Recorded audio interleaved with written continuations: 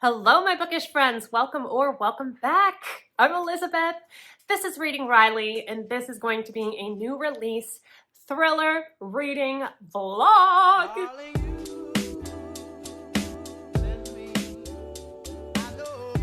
It's been too long since I have read a thriller. I've realized lately that I've skewed a little bit more towards horror, which is interesting, but I missed my thrillers, so I figured it was time to bring them back and do some new release thriller reading. In this video, I'm going to be reading 3 thrillers, the first of which is First Lie Wins by Ashley Elston, which I believe was nominated for the Goodreads Choice Awards.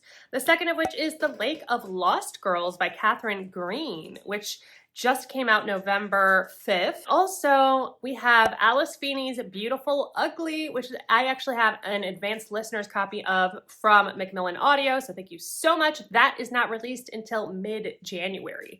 So you're getting the inside scoop on this one before it comes out. We're also going to be ranking these 3 to find out which one is the best of them all. For me, the main difference between thriller and horror books is that thrillers tend to be faster paced. You want something that's going to keep you on your toes, keep that suspense up, and you're looking for the twists in a thriller. You want to be surprised. I'm going to be rating these, first of all, based on characters, because for me, that's always important. The depth and level of characters, if I connect with them. We're also going to be rating this based on pacing, the pacing of the book.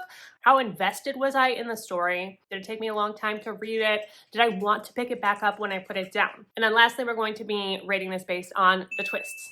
Did it blow me away? And the ultimate 5-star for twists is if I gasp out loud. So we'll see if that happens, but for now, I'm just gonna drop you right into the reading, so let's go.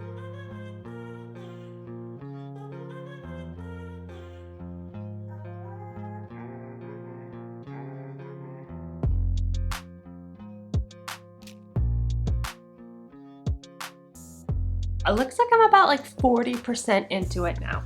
So this is actually a perfect time to catch you up because I'm not too far. This is a mystery thriller that has been compared to Look Closer by David Ellis, which I gave 5 stars to. And the reason I gave that one such a high rating is that it was so twisty. It pulled the wool over my eyes. And the characters were likable enough, or relatable enough, I should say, but also flawed enough, because if a character is too perfect, I cannot relate to them and I cannot trust them. Off the bat, these covers are so similar. You've got the lit window in the background, the kind of blue overall covering. I mean, First Lie Wins is actually the better cover because it's got that contrasting green, catches the eye. But anyway, this is not a cover review. So we're following Evie Porter. She's with this guy, Ryan, and she's also not who she says she is.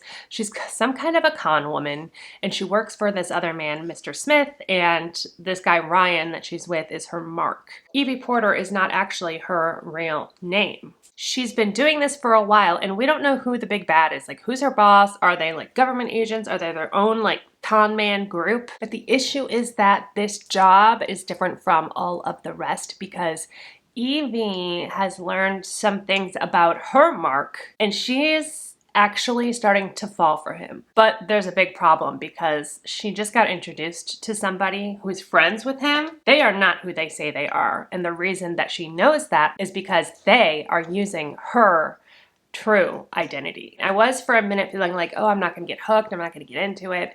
Like, I listened to a few parts over again because I was like, did I miss something? I just wasn't connecting to this character as much. I am definitely understanding how this is being compared to Look Closer. There's a similar thing going on with the timeline as well. We are in the present day, but then we keep getting flashbacks from when she started working for Mr. Smith.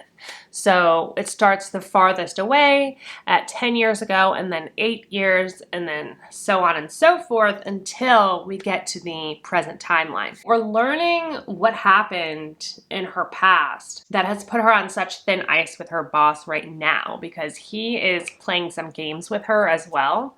Something happened at her last job, but we don't know what it was. So now we're leading up to that last job so that we can be fully informed on the present situation. So I like how that's formatted. I like how that's being told, but I'm not as interested in that past timeline as I am in the current timeline. If this goes too much into the like, I'm a spy, like this Mr. Smith thing and Mrs. Smith and all of that, I don't know, something just turns me off with that, but I might be into it.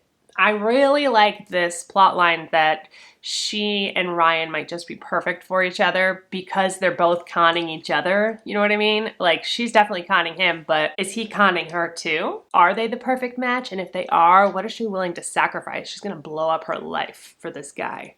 I just have a feeling. There's been a couple little twists that I haven't told you that I thought were interesting. Definitely pushing the plot forward, making me more interested. Okay, I think we can leave it there. I think that's a pretty good setup that gets you situated for where we're at now.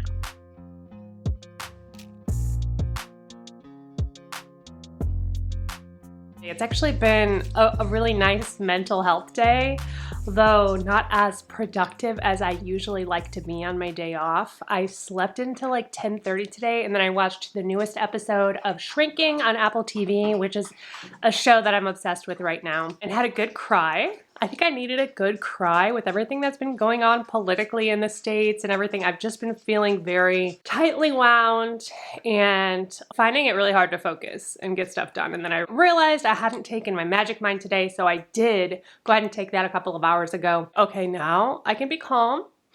Now I can get things done. It gives me just that little bit of extra, especially when it comes to staying focused when I'm reading. I don't know if all of y'all know this, but I almost exclusively listen to books as opposed to reading them physically because I have a hard time just sitting down and doing nothing. And when I listen, I can do the dishes, I can clean the house, I can get all my little menial tasks done while still immersing myself in a story. But I think sometimes it's difficult to do two things at once and still comprehend what's happening in the story.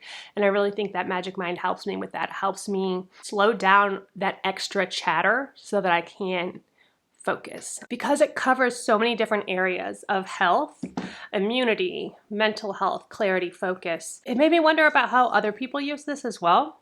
So I looked up some testimonials. Amir said he has more sustained energy throughout the day now. His focus and ability to execute is also increased, and one of his goals this year was to start reading more, and that seemed to have helped that as well. It's been really helpful for me lately. So if y'all are interested in trying it, you can get 20% off with my discount code. That is Wryly20, and that's going to be in the description right down below. Click the link there to take you to the website, and you'll get that 20% off.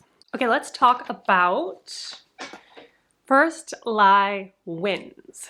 I finished this one. I've actually started on a second one, and I got the third book that I will be reading for this video, and I'm so excited.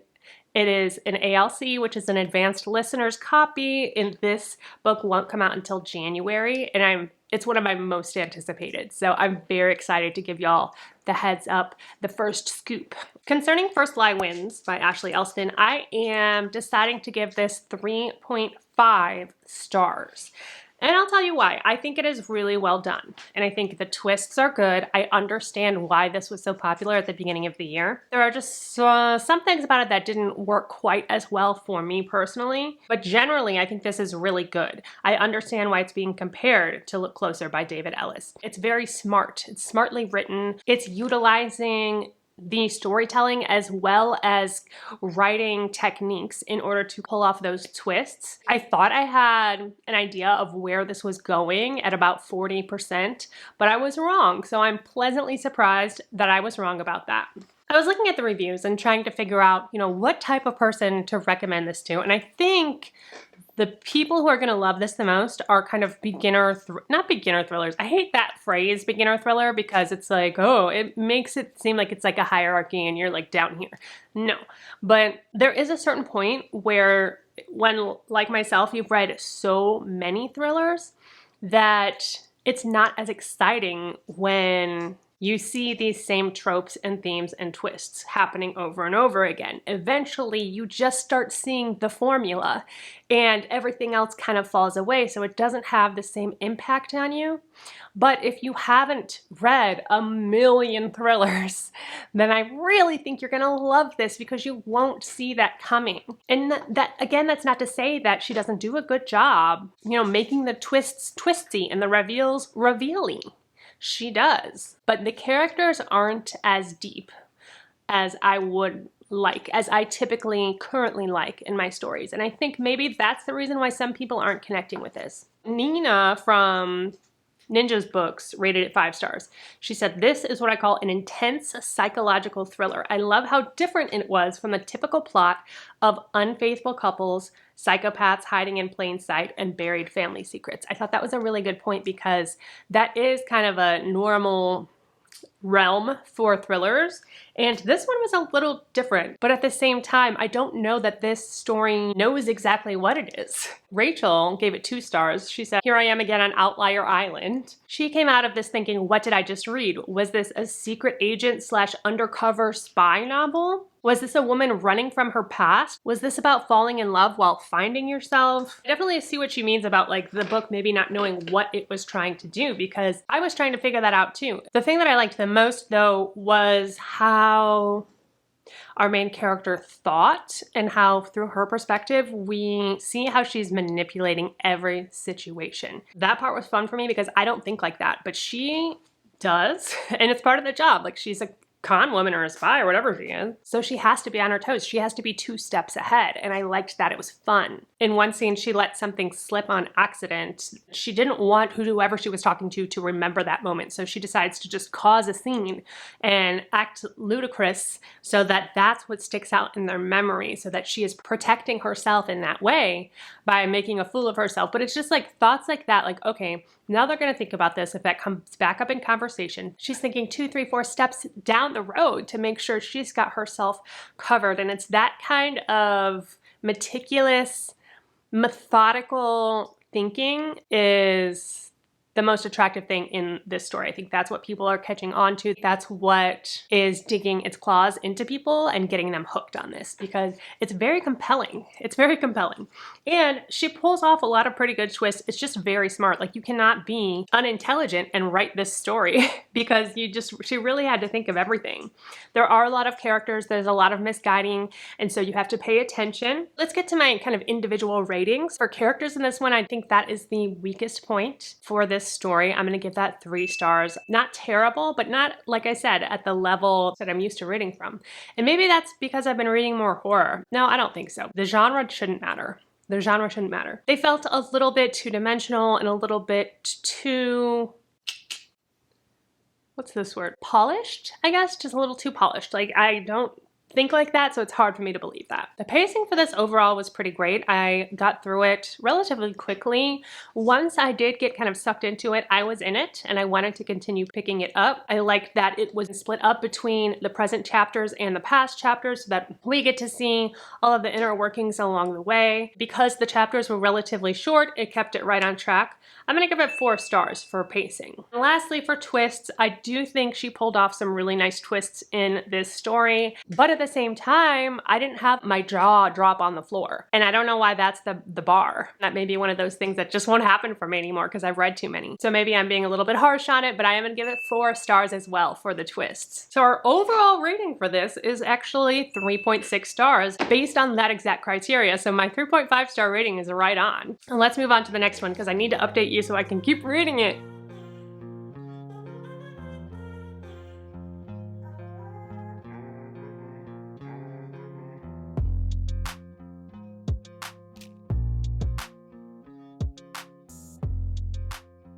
I'm reading The Lake of Lost Girls. This is a thriller by Catherine Green, and I have the advanced listener's copy of this as well from Libro FM. This is 320 pages, and it was published on November 5th of this year, so this is a brand new release. This also has a podcast trope. I'm a sucker for it. What can I say? I love a podcast trope and a true crime podcast trope. I just love it. I'm sorry if you hate it, but I can't stop. Can't stop, won't stop. So this again is told in alternating timelines, which I like. I think it's a very smart option and smart way to go as far as a thriller is concerned, because it allows you to manipulate the way the story is being told and allow for the reader to be distracted from what you're really trying to show them. This is compared to All Good People Here and We Are All the Same in the Dark, which I don't believe I've read either one of those. So the way the story opens up is with the podcast. And so they give you like all the details about like the case that they are going to be talking about. And it's these two women, Stella, who is from the UK, and Rachel, who is from the US, and they have they're besties, they have a true crime podcast, and their podcast is called 10 Seconds to Vanish, The Unsolved Disappearance of Jessica Fadley. So Jessica is the one who disappeared in 1998, and then we're also following her sister, Lindsay, in current day, who is 30 years old, still living with their parents and kind of stuck. She's also working at a hotel as like a front desk person, or maybe she's got a higher up position, I'm not sure. When she was 6 years old, her sister Jessica was killed. It destroyed her family, it destroyed her parents, and they never found her. So actually, maybe she wasn't killed. I don't know at this point, so it's not like a spoiler or anything, but she went missing, I should say. And current day, they found a body, and we're jumping in to the podcast where we're gonna find out whether or not this is her body. However, there have also been other missing women from Southern State University in North Carolina around the same time that Jessica went missing, and up until this point, they have not connected them for some reason, and they keep talking about how the police are incompetent, and she's really driving that home, which makes me think it's probably going to be a police cover-up. Again, I don't know, I'm still very early in this, but she is laying some groundwork there for me to pick up on, like that. There's also some suspicious stuff with Jessica and Lindsay's dad, who is like a real estate agent, very charismatic, very into cars, and had a really close relationship with Jessica. The chapters that we're getting in current day from Lindsay, she's dealing with the implications of this information coming out, kind of bringing all of this stuff back to light from 24 years ago. And she's also dealing with her own internal conflict because this ruined her life. So she's got warring emotions. Like part of her is like, can we just, find her body, pronounce her dead so my parents can move on, so I can move on with my life.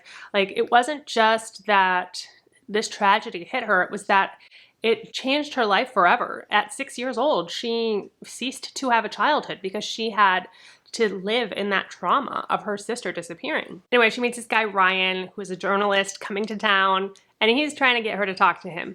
Meanwhile, we're getting other chapters from Jessica in 1998, which I'm loving. And there have been some rumors that Jessica may or may not have had an inappropriate relationship with one of her professors. So that's all I have right now. Like I said, she's laying the groundwork. She's got the professor. She's got the dad, who I just don't trust. He's a little too charismatic.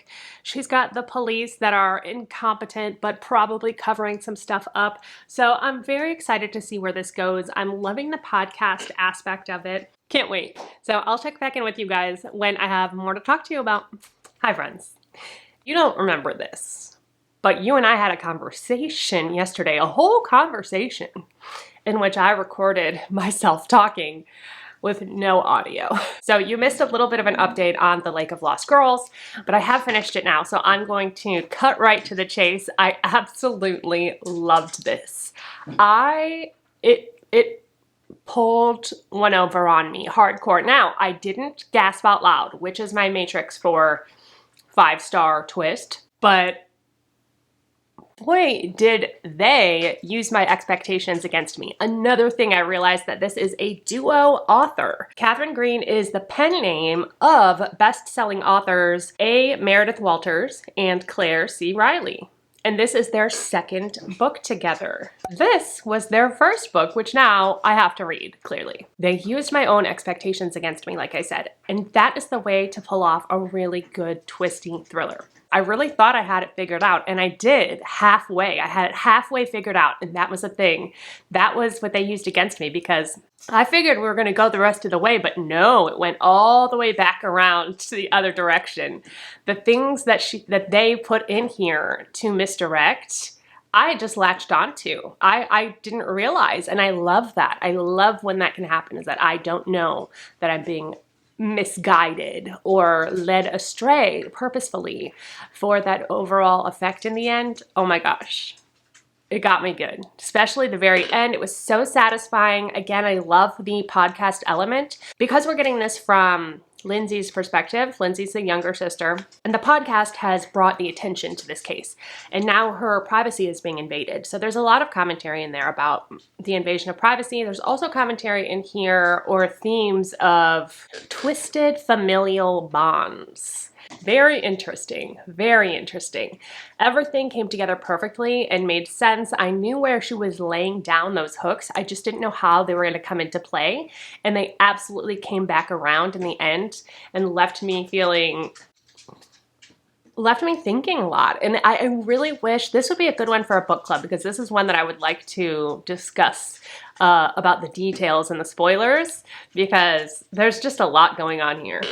Let me show you my notes. I usually don't share these, but I think I'm gonna start sharing them because why not? At least the non-spoilery parts. There are spoilers on this, but you shouldn't be able to read all of it because it's so small. So this is how I keep track of my books when I'm reading. I have all of the characters on one side, and then I have all of my notes on the plot and things like that on the other side. I have the book and all of its information up top with the synopsis and the date of its release and when I read it and everything. And this really helps me keep track of everything. It's basically just one point of reference so that when I am reviewing these books, I can go back and look.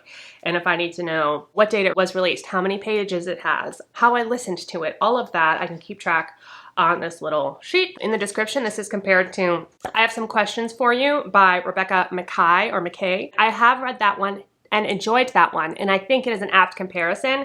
They're both set in the 90s, they're both dual timelines, they both involve like a school and things that are going on that are like sinister within the school. Another book that I would compare this to is The Night Swim by Megan Golden, also Dark Corners by Megan Golden, which is the second book in that series, following Rachel Kroll. This one also has the podcast element. And you know what? I Have Some Questions For You might have had a podcast element as well, if I remember correctly now. If you like either of those, I think you would like this one a lot. As far as my ratings for this video and where this one stands compared to the last book that we read, I'm giving the characters in the story 4 stars out of 5. I connected to these characters on a much deeper level. It just felt like easier for me. I didn't have to put so much thought into it. It was easier to connect with. It was easier to understand. The characters just felt more real. Maybe because it didn't have that whole like secret agent con artist thing. Like that could have a lot to do with it. But it definitely added some commentary in here as far as like the twist and where that went. Sometimes it's really obvious to see darkness in people, and sometimes it's harder to find. It's lurking underneath the surface. This also reminded me, I just watched this movie on Netflix the other day called Time Cut with Madison Bailey and Antonia Gentry. Very much had the same energy of the sisters, although this one had like a sci-fi element where they go back in time. When we enter the story, our main character is in high school and living in the shadow of her sister who died years and years ago. So very similar in that way. For the pacing, I'm giving this 5 stars. I read it in a day. It was so fast. I never wanted to stop. I just wanted to keep picking it up, keep reading it every opportunity that I got, which says a lot about the pacing of this book. And as far as thrillers go, that's something that I look for in a thriller. I think it hit that dead on, so 5 stars for the pacing. And then lastly, for the twists, again, as I said, my like barometer for giving a 5 star on twists is if I gasped out loud. And I didn't do that, but I was tickled. I was really tickled by this one and I liked it. I don't know, that sounds wrong. Disregard that I said that in this context. But I'm giving it 4 stars for the twist. Really, really like the tippitiest top of 4 stars. If I had gasped, it would have gotten there, but it was so close. So if we average our totals together, we get 4.3 stars for this one, which means we're putting it in the lead above First Lie Wins off the bat.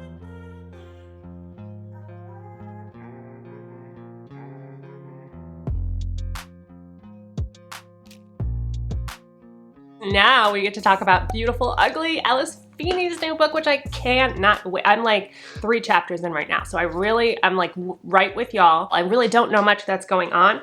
Alice Feeney is one of my favorite thriller authors. I've been looking forward to this for like a year. I cannot wait. She is the queen of twists. So if we're gonna have a gasp out loud moment, it's gonna be from this book. I can feel it. I can feel it. She's so good. She knows me. She knows her reader. That's how she does it. That's how the great ones do it. They know their reader and they use it against them. This is 320 pages. I did get this as an advanced listener's copy from Macmillan Audio, so thank you so much for that. The first chapter is separate from the rest of the story so far because it's in the past. But then it seems like from there on, we are in the present. We're following this couple, Grady and Abby. Grady is a novelist and his wife, Abby, is an investigative journalist. He's having the best, worst day of his life. He gets a call from his publisher that's saying, hey, you made the New York Times bestseller list. Congratulations. He's been waiting for this call. He was hoping his wife would be with him when he received it, but she was on the way. She's in the car. So he calls her back to let her know. And while he's on the phone with her, something happens. She stops in the road. She says there's a woman laying in the road. And she's like, I'm going to go get out to help her. He said, no, don't do it. Just call the police. And she's like, what if that was me? You would want me to do it. She gets out of the car and then apparently left her phone in the car. And he hears someone come back to the car and breathing, but it's not his wife. And then we cut to a year later. He realized that some money had been taken out of his bank account, him and his wife's bank account, meticulously in the months prior to her disappearance. So he suspects, and his publisher, who I think was like good friends with his wife, also suspects that maybe she left them. And I don't know what's going on with that. But it's a year later. He's got writer's block. He can't write anything. He owes money to his publishers for a second book that he never finished. He literally hasn't written anything since his wife disappeared. Gets a call from his publisher. And he's like, oh, she's going to drop me. She's going to drop me. But she's like an old family friend. And she really has his back because she sets him up with this like perfect situation. One of the authors that she used to work with has recently died and left her a cabin in Scotland. Grady at this point is living in a motel because he had to sell everything they own. He couldn't afford to keep their house or anything. She's like, hey, you need a quiet place to write. Go to this island in Scotland and go stay at this house for a few months. She writes him a check for food, for him, for the dog, for whatever expenses, and was just like, go write me another book. Perfect situation, you know, he's down and out. He's really down and out, and it sounds like it's a beautiful little spot on this island. I love isolation. You know that. So we're already starting with that. And then as we're going into like chapter 3 where I'm at, he's trying to get on the ferry to get over to the island with his dog. But they're really weird about visitors and they won't let him bring his car. So he's basically got to like carry whatever bags he can to get on the ferry just to get there. My instinct is that we're getting the POV for Grady because Alice Feeney wants us to be on his side, wants us to understand his motivation, but I feel like he's gonna be the bad guy. But honestly, there's no telling with Alice Feeney. There's no telling. We'll see. We'll see. I've got my eyes and ears open. If she is able, because I might got like high alert right now. If she's able to pull one over on me, this could be a really fun ride. Okay, wait. Oh, okay. I don't think I even read the description of this. The description goes past where I am right now. It says he can't sleep, he can't write, so he travels to his tiny Scottish island, try to get his life back on track. Then he sees the impossible, a woman who looks exactly like his missing wife. Wives think, oh, I love this line. Wives think their husbands will change, but they don't. Husbands think their wives won't change, but they will. There's a lot about husband and wife dynamics in here too. It's going to be very domestic. Anyway, I'll get back to you.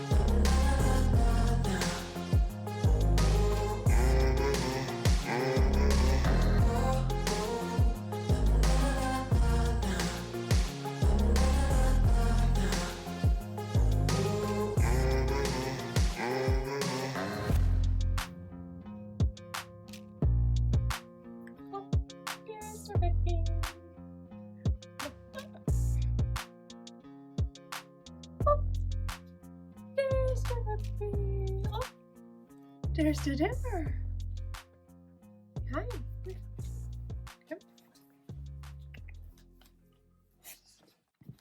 Alright, y'all, I need to update you on... Don't say Daisy Darker. Don't say Daisy Darker. Oh my gosh. What is this called? Beautiful Ugly. I guess that says a lot about how I'm feeling about this. Alice Feeney has different sides of her authorial voice, and in her different books I feel like some of them lean a certain way, some of them lean a different way, and this is not, I'm not talking about the twist in Daisy Darker here, because I don't yet know what the twist is in here, but the atmosphere, the vibes, similar.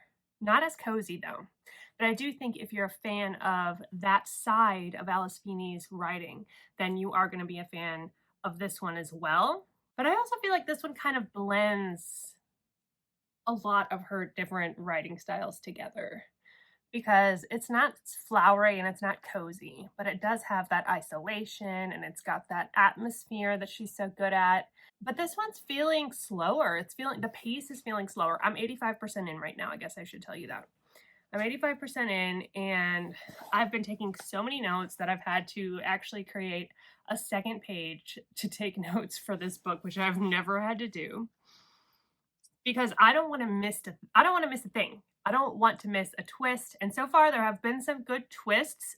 It's definitely tearing me in many different directions. One thing I really liked about this is that our main character, Grady, is an unreliable narrator. And for once, the man is the unreliable narrator for once. And it's so refreshing. Thank you, Alice Feeney, for turning that trope on its head and making the man our unreliable character in this story, because it's just so overdone with women. It's so overdone. So thank you for that. I'm 85% in, and it's feeling like a lot of information with not as good of a payoff. There have been some small twists, and I like what this is exploring. I'm still not sure what direction this book is going in, and I don't think I'll know until I get the full story and the full truth. Just trying to decide how much I want to tell you guys. I am invested, but it's felt like a lot of setup with not enough payoff in the twists. So that could be rectified. Depending on where this all ends up going, I could either love this or I could just be kind of meh about it. I'm hoping that I still love it, that it shocks me with this last twist, wherever this is going. I will say there is a part of this that is giving The Plot by Jean Hans Corlitz. I think that's her name. And it has to do with our main character being an author. So I will say that. I don't think that's giving too much away. But this island, like, there's something going on with this island. They have these redwood trees, right? And they're obsessed with their redwood trees and protecting them. So there's only 25 residents on this island total. And one of them is the tree doctor. He's just there for the trees. Because this community for so long has protected these trees, years and years ago, there was an infestation of like woodpeckers or something, and so the men killed them all, and then another type of bird came in and they killed them all too, because they were afraid of what they didn't understand, until the birds just stopped coming. And because there's no birds on this island, there's an overabundance of things like insects, and specifically fireflies. There are fireflies everywhere, which kind of really sets the tone and sets the like atmosphere for this, which is nice. Brady's finding it very difficult to get any contact off the island. Is Grady losing his mind? Is he seeing things? Or is he being manipulated? Or both? I don't know. I'm interested to find out though.